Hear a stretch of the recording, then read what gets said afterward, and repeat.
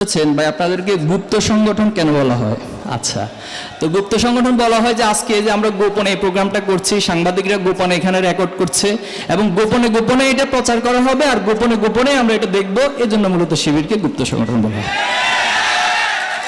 তো আর কোনো উত্তর তো আমাদের কাছে নাই। যারা আমাদেরকে গুপ্ত বলে, যদি গত এক বছরের কাজগুলোকে আপনি দুইটা স্লাইডে এখানে দেখান যে যারা গুপ্ত বলে তাদের কার্যক্রমের লিস্ট আর যাদেরকে গুপ্ত বলা হয় তাদের কার্যক্রমের লিস্ট, তাহলে আপনি এখানেই উত্তরটা পেয়ে যাবেন। এখন কেন বলে?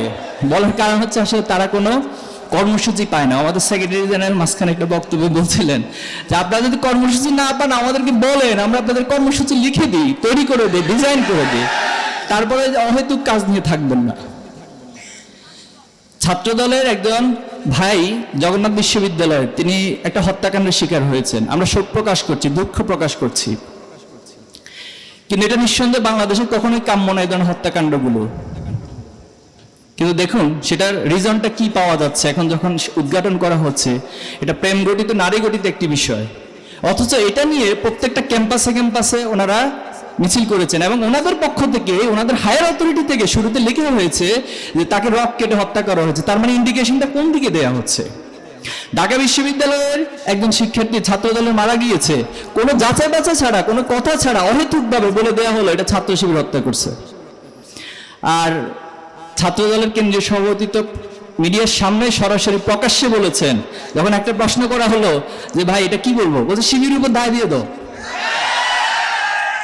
এই হলো বাংলাদেশের রাজনীতি। আমরা এই রাজনীতিগুলোর একেবারে পরিসমাপ্তি চাই। আমরা চাই যে প্রত্যেকেই তার নিজস্ব এজেন্ডা নিয়ে, নিজস্ব কার্যক্রম নিয়ে শিক্ষার্থীদের কাছে তুলে ধরুক।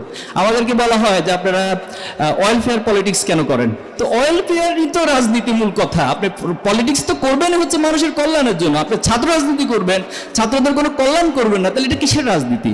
রাজনীতি কি শুধুমাত্র আমার পকেটে টাকা ভারী করার জন্য, চাঁদাবাজি করার জন্য, আমি টেন্ডারবাজি করবো এটার জন্য রাজনীতি? রাজনীতি মানেই তো হচ্ছে ছাত্রদের কল্যাণে আপনি কাজ করবেন। সেই কল্যাণের জন্য অর্থ প্রয়োজন। আপনি অর্থ রাষ্ট্রের যে সিস্টেম রয়েছে, প্রশাসনের যে সিস্টেম রয়েছে, সেটা ছাত্রদের কাছে তুলে দেন, যার হকদার তার কাছে তুলে দেন। আপনি অ্যালামনাই থেকে সেখান থেকে কালেক্ট করেন।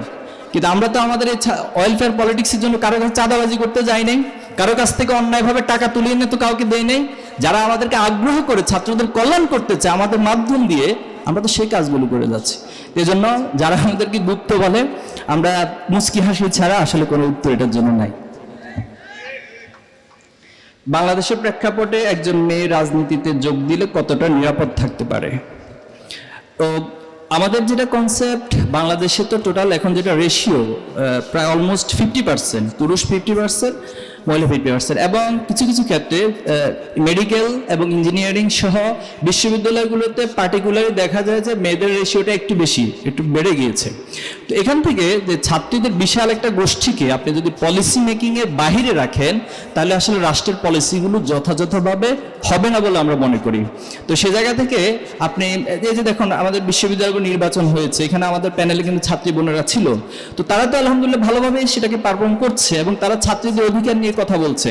এবং আমরাও এটাতে বিশ্বাস করি যে ছাত্রদের যেভাবে আলাদা প্ল্যাটফর্ম থাকবে, ছাত্রীদেরও তাদের নিজস্ব পলিসি, নিজস্ব অধিকারের জন্য অথবা তাদের যে দাবি দাওয়াগুলো রয়েছে এটার জন্য তাদেরকেও রাজনীতিতে আসা দরকার। তবে সেটা অবশ্যই বাংলাদেশের যে প্রেক্ষিত, বাংলাদেশের পরিবেশ, সেটাকে যতটুকু আছে আরো ডেভেলপ করার প্রয়োজন বলে আমি পার্সোনালি মনে করি। আপনাদের সংগঠনের গবেষণার জন্য ফান্ডের কোনো ব্যবস্থা আছে কি? আমাদের কিছু লিমিটেশন আছে, ফান্ড আছে, তবে যেমন প্রয়োজন হচ্ছে 100 জনের, আমরা হয়তো 100 জনকে দিতে পারি না, সেখানে হয়তো 5 জন বা সর্বোচ্চ 10 জনকে দিতে পারি। এটা আমাদের লিমিটেশন, আমরা স্বীকার করে দিচ্ছি।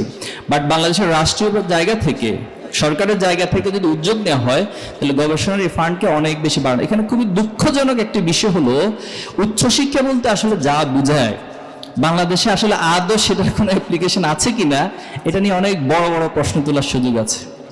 আমাদের টোটাল এডুকেশন সিস্টেমটা হচ্ছে একটা সার্টিফিকেট ওরিয়েন্টেড, এটা প্রসেস ওরিয়েন্টেড, অর্থাৎ আপনি একটা সিস্টেম এবং প্রসেসের মধ্য দিয়ে গেলেই আপনি একটা সার্টিফিকেট এবং খুব হাই সিজিপি পেয়ে যাবেন। এখানে আপনি কি শিখছেন, কি গবেষণা করছেন, এটা খুব বেশি ম্যান্ডেটরি বিষয় না, যেটা আমাদের জাতি হিসেবে দুর্ভাগ্য। আমরা আশা করছি বিগত সময়ে যারা এখানে ক্ষমতায় ছিল তারা আমাদের শিক্ষা ব্যবস্থাকে অনেকটা মানে গোলামীতন্ত্রের মধ্য দিয়েই নিয়ে গিয়েছে।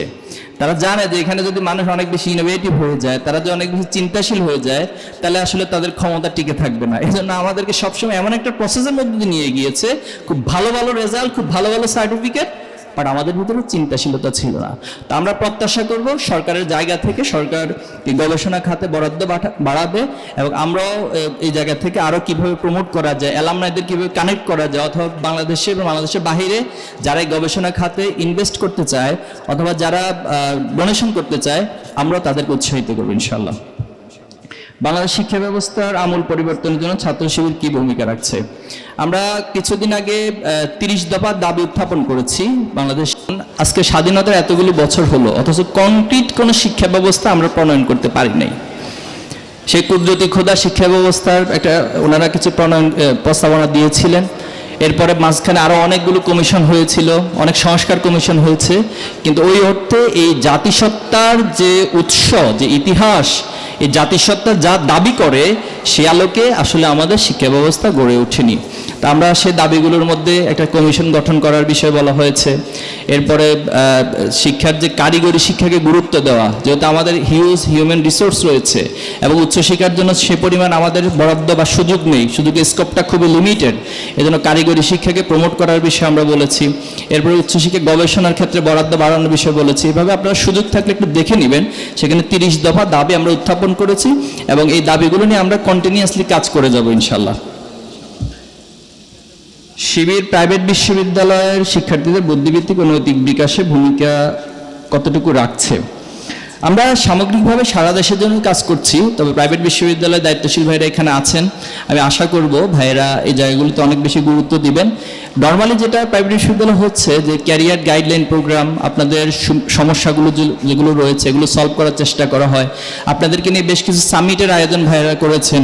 এরপর সায়েন্স রিলেটেড একটা প্রজেক্ট সামনে ভাইদের আয়োজন রয়েছে। তো এভাবে করে সামষ্টিকভাবেই যে বুদ্ধিভিত্তিক জায়গাগুলো, আপনারা জানেন যে আমাদের সাহিত্য বিভাগ রয়েছে, আপনারা যারা সাহিত্য চর্চা করেন আপনারা আমাদের এই বিভাগের মাধ্যমে ইনক্লুড হতে পারেন, সেখানে হিউজ অপরচুনিটি আপনার জন্য থাকবে। আমাদের কালচারাল বিভাগ রয়েছে, গবেষণা বিভাগ রয়েছে, আমাদের আন্তর্জাতিক বিভাগ রয়েছে। যারা বিদেশে উচ্চশিক্ষার জন্য যেতে চান তাদেরকে প্রমোট করা, তাদেরকে রেডি করা, কী কী লজিস্টিক সাপোর্ট প্রয়োজন, সব কিছুর ক্ষেত্রে আমাদের টোটাল 34টি বিভাগ ছাত্র শিবিরের কাজ করছে। তো আশা করছি প্রাইভেট ইউনিভার্সিটিতেও যদি কোনো ঘাটতি থাকে ভাইয়েরা এই বিষয়গুলোতে সচেতন হবেন এবং আরও বেশি অগ্রসর হবেন।